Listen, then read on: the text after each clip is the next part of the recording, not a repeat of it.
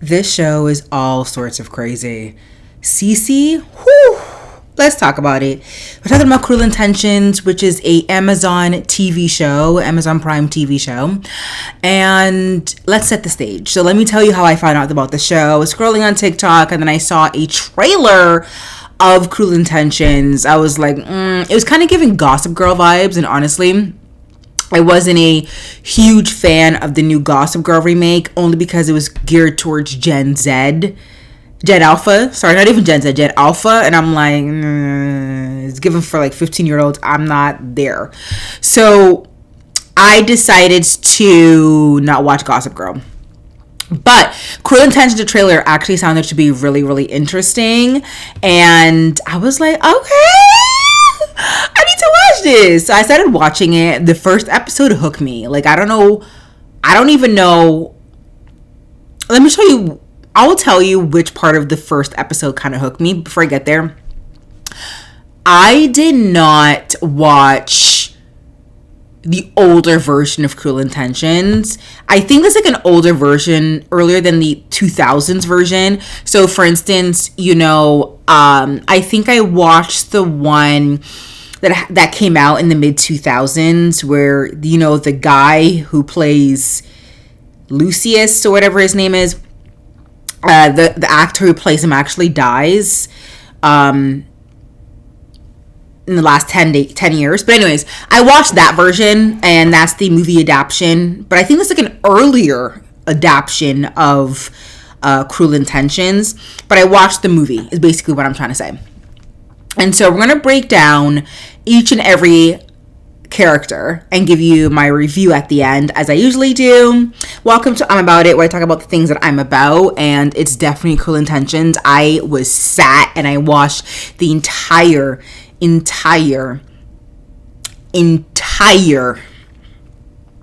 season all in one session, over 2 days. Let's be for real, over 2 days.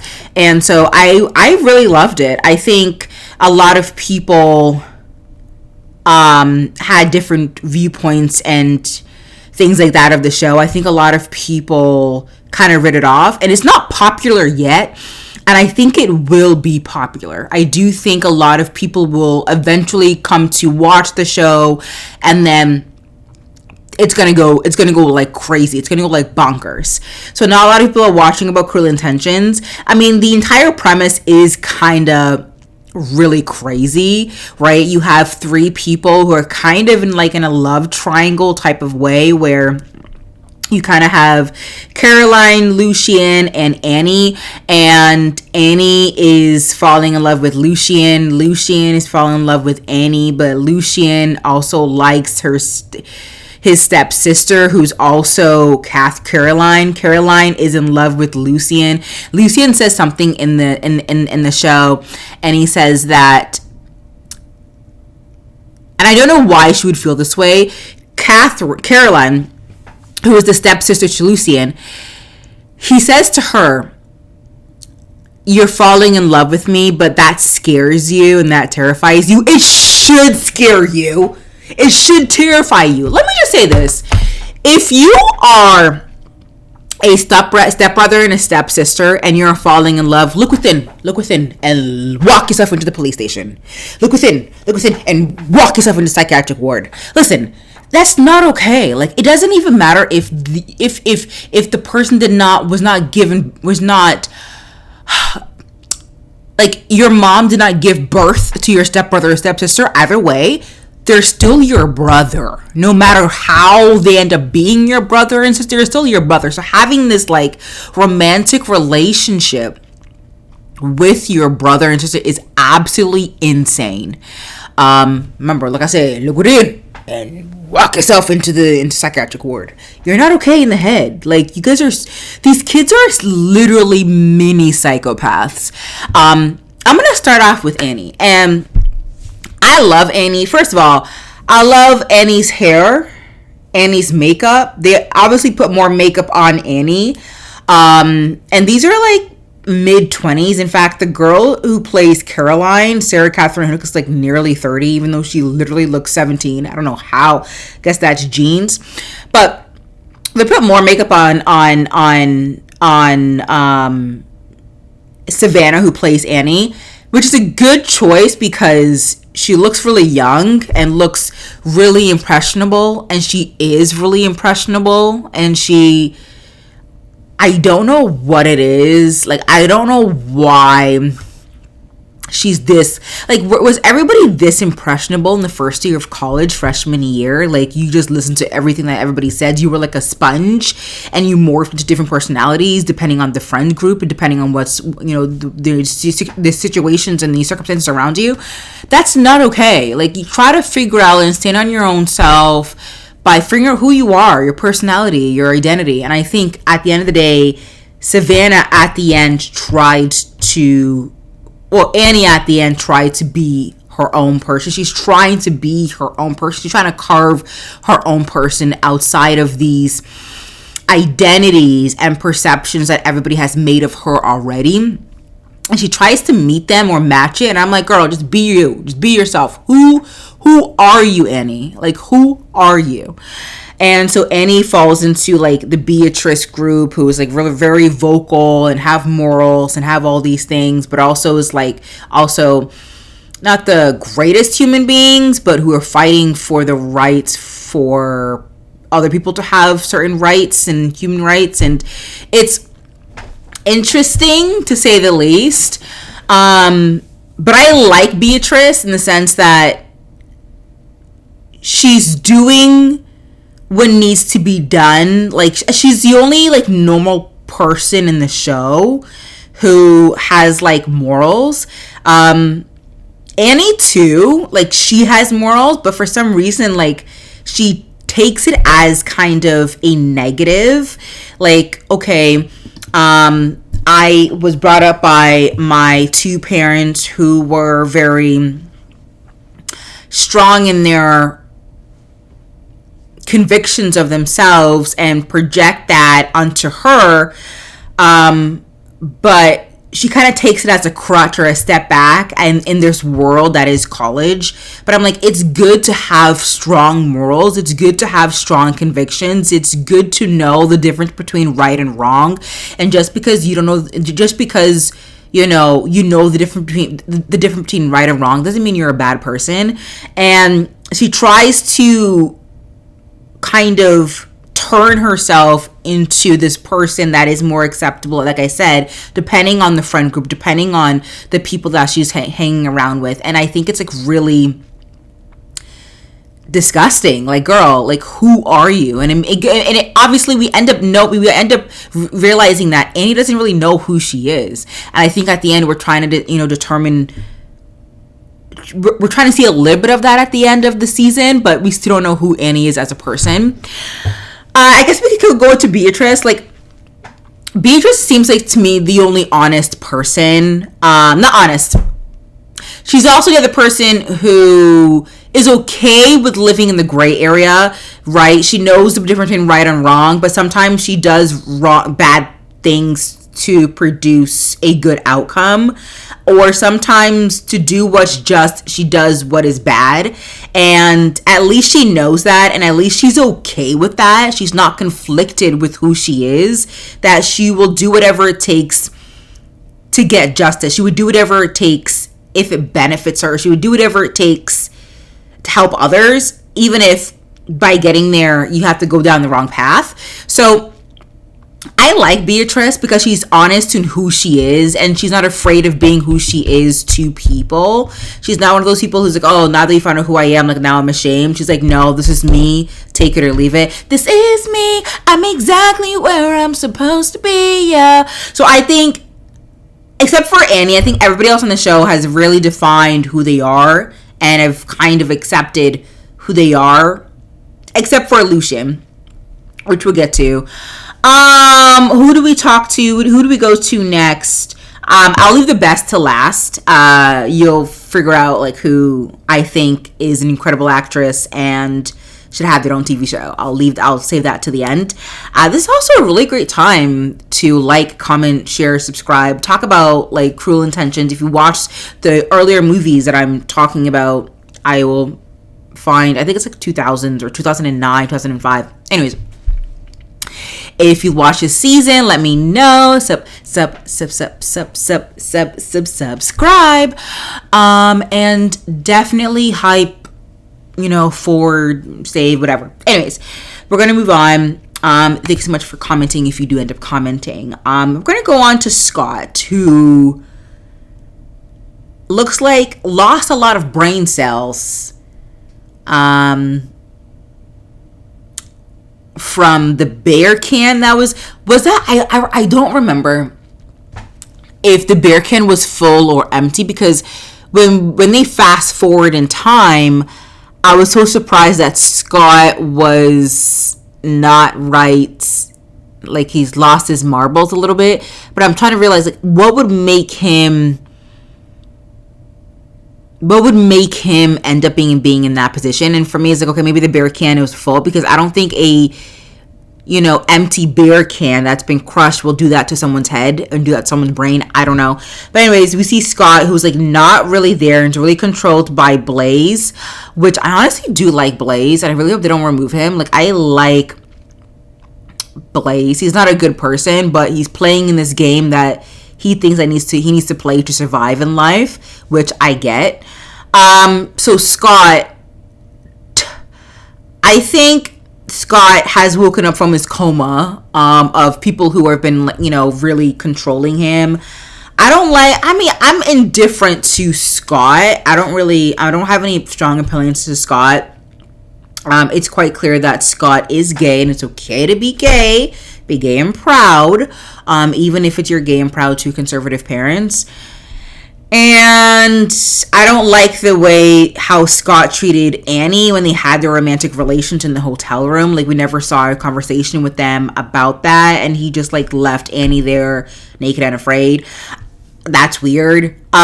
So that's really interesting. I really don't have any feelings. No like strong feelings for Scott.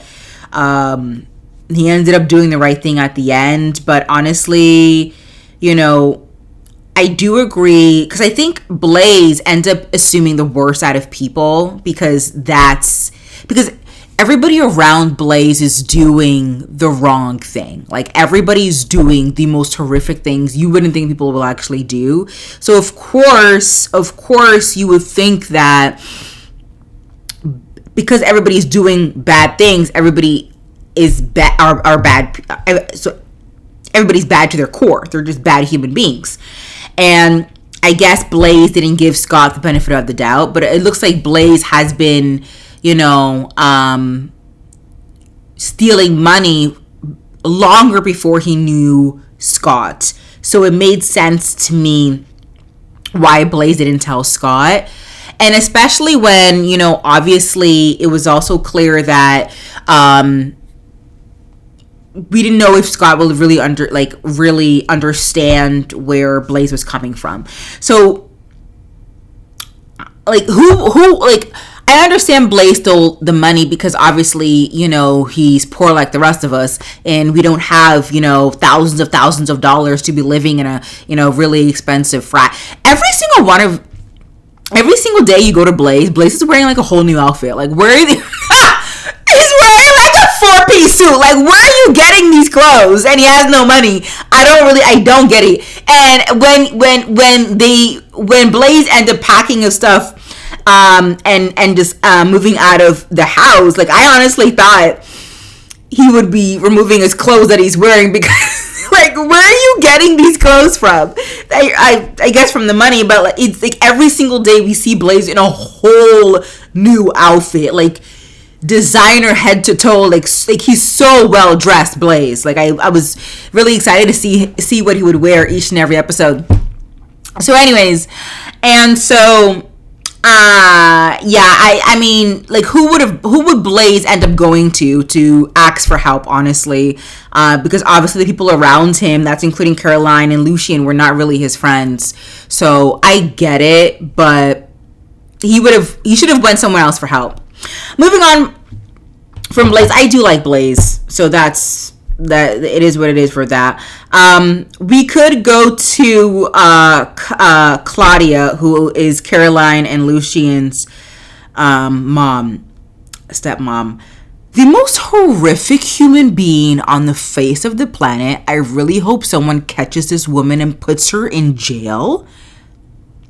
I really hope this woman ends up never doing her lobbying thing ever again. She's a horrible mom, horrible human being, horrible female. Like, ew. Like, you had romantic relations, sex, with Lucien, your stepson? And the fact that Lucien walked himself to the house to allow it to happen, he's also messed up. I really hope the second season goes into the origin story of how Claudia ends up being who Claudia is, because she's a messed up human being. And I really do think that Caroline and Lucien should try to emancipate themselves from Claudia, their mom and stepmom, because no wonder they do horrific things, because they get it from the queen bee herself. It makes all the sense in the world why Carolyn does what she does and why Lucien has romantic relations with every single woman on the face of the planet that's in 5-kilometer radius.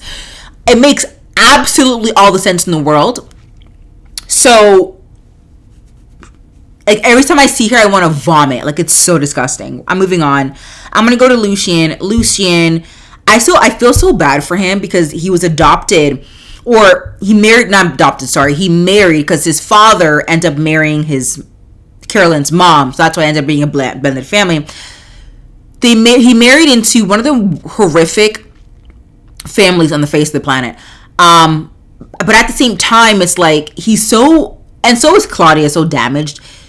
And I don't say this about a lot of people. Lucien is so damaged because how are you, like I said, having romantic relations with somebody is something that takes a lot of emotional and physical and mental work. For you to just casually do it so often as Lucien does, with every woman that he sees and gets in contact with, it's so messed up. And you can tell, like, each and every time he does it, like, his soul slowly dies. But it looks like Annie was the only person to kind of resurrect his soul, and he starts to fall in love with the person, and Annie kind of sees him for him. But what he did with Annie about, like, recording the romantic relations was kind of disgusting. And again, because Annie's so impressionable, so naive, she doesn't know right from wrong. She doesn't know when Lucien's being like, you can just be, like, you can just stay next to Lucien for 5 minutes and you realize that Lucien's not a good person. Like, I don't really understand. But they have romantic relations anyway, and Annie's falling for Lucien, so I don't really get it. Lucien's, like, I don't know what's Lucien's obsession with Caroline. I think Lucien sees Caroline like a trophy. Once he conquers that, like, he feels like he's complete. I don't think it's like he's in love with Caroline, his stepsister. I know it's really crazy to say this out loud, but that's my opinion on that. I don't think, obviously, he loves her and she loves him. It's not like a forbidden, no, it's not forbidden love. It's just, I just think that he looks at her like a trophy. Caroline, she's an incredible step person. Not step person. Sorry, I want to say something else, but I'll talk about that after. She's an incredible person. I think she's an incredible human being. I really do think that she's very smart. And however, she's also very damaged. But again, I get how she is because of her mom is like a horrible person. So she's not a good friend to Cece. She's not a good friend. She's not a good brother, obviously, with Lucien. Like, he's in love with her. She's in love with him. She doesn't really have good examples. Again, I really want to see the father too. Like, I want to see who this, like, hopefully the father ends up being like the good person in their lives, because, like, what the hell.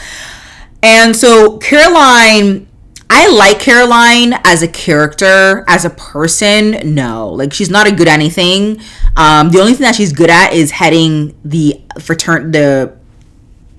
cult that is there for the fraternity, the sisterhood. Yeah, sisterhood, the cult. I call it a cult because what is that? That's his cult.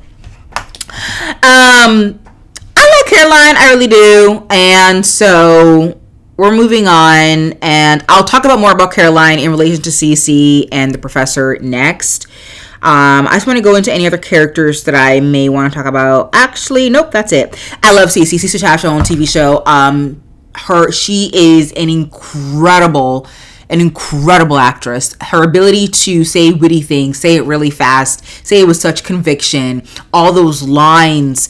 It reminds me of Gilmore Girls. It reminds me of Dear White People, the TV show on Netflix. And it also, like, if I were to pick TV show parents, I would put, if they were going to have babies, I would put Dear White People, and also, ooh, what's that show that we just finished? No, not, Tell Me Lies. So the TV show Tell Me Lies and Dare White People, if they were to have babies, they would have this show called Cruel Intentions, the new remake. Cece is the person who plays Cece, Sarah Silva, an incredible actress. I love her. And I'm not annoyed by her. Maybe a lot of people are annoyed. I'm not annoyed by her. I love her so much. This show will blow up, and this is her breakout role, in my opinion. I obviously don't know her in anything else, and maybe I have seen her like in passing in other TV shows and movies. I loved her and the professor together. I think it was so cute. And I love Sean Patrick Thomas. I love his work. So I love them together. Sarah Silva and Sean Patrick Thomas. Gorgeous. I really do wish, though, Sarah Silva is so pretty. I really wish they added more. Again, I'm a makeup girly. I love makeup. Like, no offense. I really wish they added more makeup on Sarah Silva. Why? Because every single time I look at her, it looks like her lips are chapped or dry. Like, even with Caroline, like, her lips look dry. They look lifeless sometimes. I don't know what is going on. And then you see Annie, like, she has so much makeup, and then the camera turns to Cece, she has like no makeup, and I'm like, can we put like lip gloss or something, like a blush or something? Like she looks lifeless, like, for real. So I love Cece. Now, Cece is an amazing person, a smart woman. I do think that she should not be friends with Caroline. She should not be working with Caroline, not be working for Caroline. I do think that Professor and Cece should date after she's done college, of course. I wonder how old the professor is, though. I mean, what do you think? It would be wrong? I mean, she'd be 21 and the professor would be like 40. Oh, it's a 20-year difference. So maybe. So I agree with Caroline that maybe they shouldn't date, obviously, because it's just such a huge gap. But at the same time, I'm like, but they're so good together. I want them to be together because they're just so good together. But then again, like, I'm the type of person who, if he would, if he should, he would. Oh my God, this is actually a good example of like where I'm going with my current life, in sense that like you have somebody that you have a crush on, but you work with them, and it's like, but the fact that she kind of, but then again, it's different because like she's a child, you know what I mean? Like, she's a child and he's 20 years older. So even if he liked her, I don't think he would have told her anyways. Yeah, I want the best for Cece. Obviously, that's not the professor, because obviously he had romantic relations with Cece, with Caroline. And that's where I started to hate the professor after that. It's really sad that happened. And that broke my heart for Cece. Like, she's such an amazing person. She really is, and I do think that she should have her own TV show. Like, I can watch an entire 1 hour of just Cece. Like, I need her to have her own TV show. So freaking good. I need to see her origin story. It's really good. It's really interesting, fascinating to me. And so Cece is my favorite character in the show. Obviously, I leave the best for last. I love her so much. But if I were to like determine their future occupations, for each and every one of these characters, I think Caroline ends up being a housewife. Cece becomes White House chief of staff. The professor ends up being professor. Lucien ends up being like a nomad, like traveling the world. Beatrice ends up being like CEO of like a not-for-profit. Annie is like an artist. I can see her like an artist, like really creative, like really different, not into politics like her parents. Scott, maybe does something with sports, maybe like an NFL player or something. And Blaze, he's like a CEO of like a 500 Fortune company or something, or he's still in politics. So yeah, I love each and every one of them. It was interesting. I don't love each and every one of them. It was interesting, and I loved the season. It was very good, very well done. The acting is incredible from Cece Oxo. Very good acting from Caroline. The scenes with her mom, who plays by Claire Fortani, is chef's kiss. Like, it's her facial expressions that Carolyn is like, that Sarah Catherine Hook is doing in those scenes, especially with that dinner with her mom and then Lucien, like, amazing acting. Highly recommend. I love it so much. If you guys are wondering like what I'm watching right now, I've watched Wicked, review coming. I'm watching Gladiator. I'm going to put those two together in terms of review. I know people are really into Cross, the TV show on Amazon. I've tried. I'm not really into that. And I'm also want to watch some other stuff too. A couple of rom-coms. Maybe do a review on that. And let me know what you guys are watching. Let me know what I should watch. Leave the comment down below. Like, comment, subscribe. Stay woke, stay healthy, and stay safe. And I'll see you guys in the next video. Bye.